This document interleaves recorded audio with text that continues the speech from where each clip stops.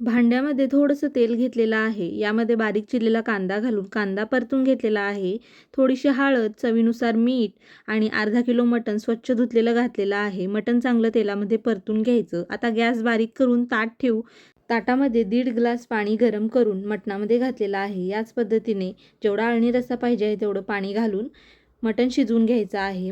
तव्यामध्ये थोडं तेल घेऊन सुक्या खोबऱ्याचे काप सोनेरी रंगावरती भाजून घेतलेले आहेत. उभा चिरलेला कांदा, खडे मसालेसुद्धा चांगले भाजून घेतलेले आहेत.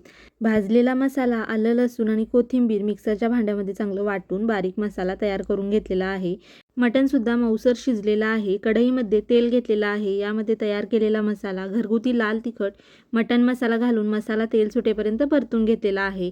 आता अळणी रस्सा आणि शिजवलेलं मटण घालून मिक्स करून घेऊ. चवीनुसार मीठ घालून उकळीमध्ये एक 10 ते 12 मिनिटं मटणाचा रस्सा शिजवून घेऊ. मस्त असा झणझणीत मटणाचा रस्सा तयार झालेला आहे.